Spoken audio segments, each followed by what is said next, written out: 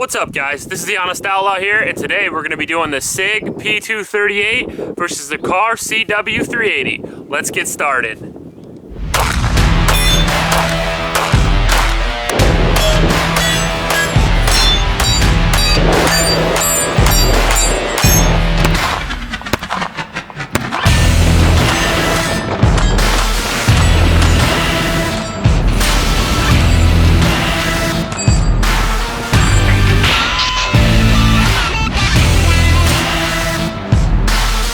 Okay, so both of these pistols are very popular choices for concealed carry. The Sig is a single action 1911 style 380 pistol that holds 6+1. It comes with one 6-round magazine and one 7-round magazine. The Kahr CW380 is a striker fired pistol with kind of a double action style trigger. They call it the safe cam action. It is also 6+1 and chambered in 380 ACP. Now, as I said, both these pistols would be great for concealed carry, either in a pocket or inside the waistband. I carry both these pistols in a pocket holster. This one is for the CW380. It is a Alabama holster. That, I think, is the best way to carry these pistols, in my opinion. If you're going to inside the waistband carry a pistol, I would go for a larger pistol with a higher caliber. Now, there are some drawbacks to pocket carry. A lot of times when you're trying to draw your pistol, you pull the holster out with you, and that is why you buy a holster with one of these hooks on the end of it. I would not recommend pocket carrying without a holster unless you carry with no round in the chamber. I wouldn't really recommend either of these pistols for home defense, considering 380 is kind of on the small side for acceptable calibers for self-defense. Unless it was your only pistol, and then it would be better than nothing. Now, both these pistols are very light, small, micro 380 pistols, which is ideal, especially for summer carry. If you're wearing basketball shorts or something like that where you have to throw a gun in a pocket, these are great for that application.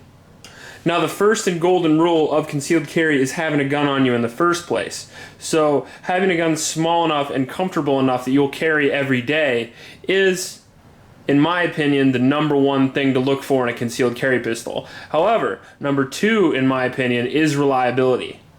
So that's usually the first thing we discuss when we talk about these versus reviews, so let's get into that now. The reliability on the Sig P238 has always been very good. I've owned this pistol now for about 5 years. I haven't carried it for a while, and I would say it's about 99% effective. Now, it doesn't like hollow points as much as it likes Full Metal Jacket, but still, I would say it's about 98% with Full Metal Jacket. I usually carry Critical Defense, or I carry these Underwood Extreme Penetrator rounds. And the Sig shoots both of those just fine. However, the Kahr does not. Since I've owned this pistol, have had some serious reliability issues with the Kahr. I tested it with Silver Bear, I tested it with Freedom Munitions, Critical Defense, Underwood, and some Winchester, and it had reliability issues with every single brand of ammo that I tried. To the point to where if I was shooting any sort of hollow point, it would shoot about 1 out of the 3. I was incredibly disappointed with the CW380's reliability. Now, I'd like to say it was just this gun, and it was just my bad luck, and that could be. But my friend also owns a CW380, and he has reliability issues also. Now, not quite to the extent that I had with this gun, but he probably doesn't shoot his gun as much as I shoot mine either. Now, I did find when the gun's clean, like perfectly clean, like right after you clean it, shoot 100 rounds and clean it again, it does work fairly well. But if you shoot 300 or 400 rounds without cleaning, you're going to have some serious issues with your Kahr pistol. Another issue that we had in reliability is since the Kahr trigger takes some getting used to, most people that shot the Kahr that weren't used to shooting pistols had trouble with the trigger reset. Now, what I'm talking about is if you shoot the pistol, the reset is so long till you have to reset that most people would short stroke the trigger. So they would fire, not reset enough, and try to pull again, and a round wouldn't go off. And considering all those problems, plus all the internet research that I did, I would have to give the reliability edge to the Sig, hands down. Now, when we get into price, the Kahr has the advantage here, sort of. Now, the Kahr comes in at around $300 to $400, and the Sig comes in right around $600. But, as that old saying goes, you get what you pay for. Now, with that extra $200 to $300, what you're getting is 2 magazines as opposed to 1. Now, these magazines are $20 a piece, as opposed to this magazine, which is $40 a piece for whatever reason. You get already pre-installed night sights, as opposed to, well, I guess whatever you would call these. And the fit and finish is also significantly better. Now, it's hard to tell with my crazy grip tape job that I have on here, but the Sig is just a really good looking pistol. Now, I'm not taking away from the Kahr, but the Sig is a great looking gun, especially with the slide. As you can see, really easy to pull back, as opposed to the Kahr, which is quite a bit more of a bear. Now, if you're talking about accessories, I'm pretty sure you can buy aftermarket sights for the Kahr. I don't know, I haven't looked, because they honestly don't bother me that much. They're definitely not as good as the Sig sights, but they don't bother me that much, so I really haven't looked. But I'm sure you can. But as far as overall accessories go, I'm going to have to give that again to the Sig. I mean, if you go to Sig's website, there's at least 20 models of this gun on their website alone. Now we'll get into ergonomics. Now this is where these guns separate even more. And as I said, this is a 1911 style pistol. It has the grip safety, or it has the frame safety right here. And one of the unique things about the Sig that I talked about in my other video is that even with the safety on, you can operate the slide. I really like that. So when you're shooting and you want to unload your pistol, you can throw that safety on and you can still eject that round. That's kind of a nice feature. Now the Kahr is basically a striker fired pistol, but they call it the safe cam action, and what that means is that it's a striker fired pistol with a really horrible trigger. I mean, just to break it down and be honest, that's basically what it is. And while we're talking about it, you can see the difference in the trigger. Now I'm going to dry fire these. Look at the Sig trigger. Oh, safety's on there. Look at the Sig trigger. Then the reset. Very nice. It's a little heavy for a 1911 style trigger, but that's good for a pocket carry gun in my opinion. Now we'll do the Kahr real quick.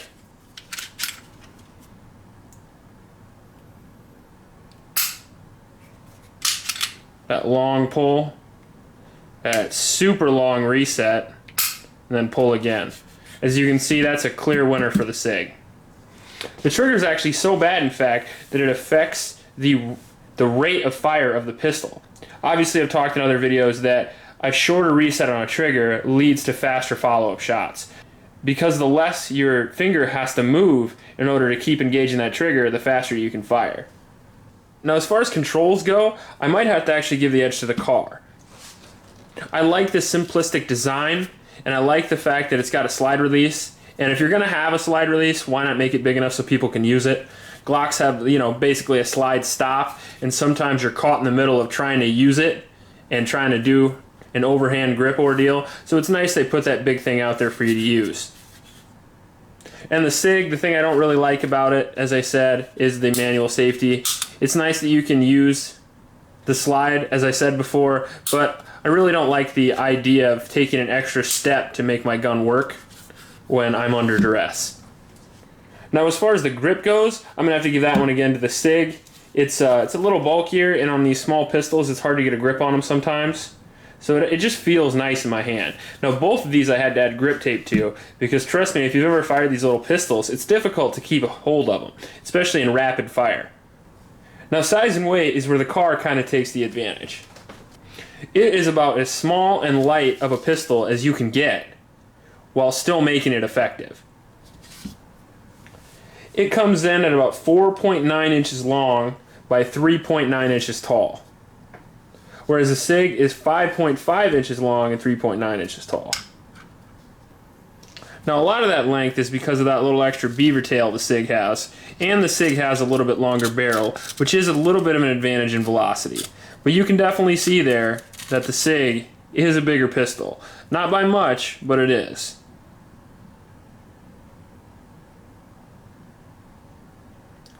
You can also see that the Kahr is thinner, which is good for pocket carry and for inside the waistband carry. The Kahr is right around 0.75 inches wide at the slide, and the Sig is about 1.1 inches wide. And as far as weight goes, the Kahr beats it again. I tested these both, and on my scale with a magazine, because you're not going to carry it without a magazine, so I don't understand why manufacturers weigh it without a magazine. But anyway, with the magazine, the Sig is 14.9 ounces, and the Kahr is 11.4 ounces. And that kind of transitions us right into recoil.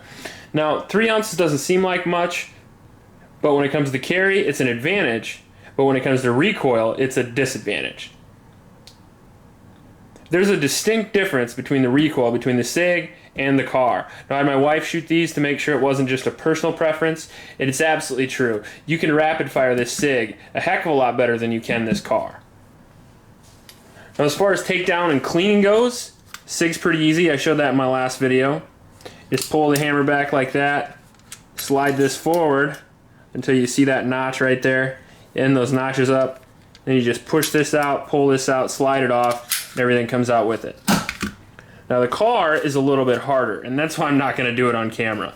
But same principle, yet a lot heavier spring. So it takes a lot more work to hold that slide back while you're trying to push this out. And this could be just my gun, but this thing has never been as easy to push out as the Sig is. So I'm going to have to give the Sig an advantage in takedown. Even though they take down about the same way, this is just harder because of the harder spring. Now let's talk about accuracy. Now when I talk about accuracy, I don't talk about the gun's inherent accuracy. I like to talk about the ability of the shooter to get that accuracy out of the pistol. So when you talk about accuracy, you're basically talking about how comfortable the grip is, how good the trigger is, and how good the sights are. And since the Sig has a better grip, a better trigger, and better sights, it is significantly more accurate than a Kahr. Now those could be my personal preferences again. Now I've had several of my friends shoot these, and I had my wife shoot these, and they all prefer the Sig.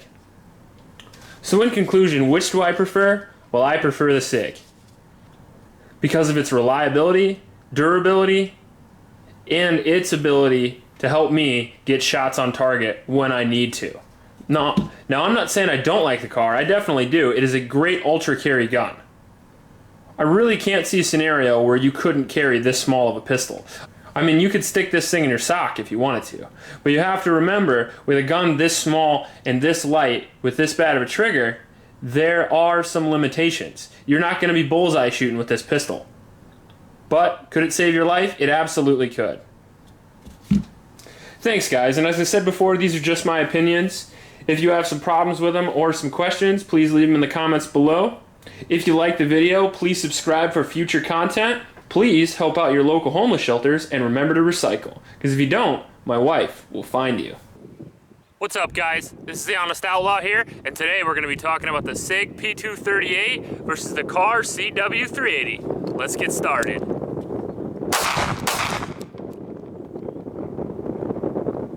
Son of a bitch. Let's get started. Son of a bitch. Let's get started.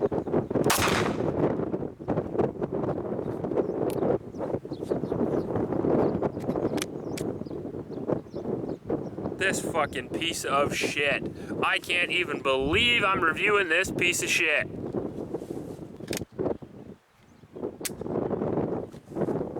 You fucking believe that?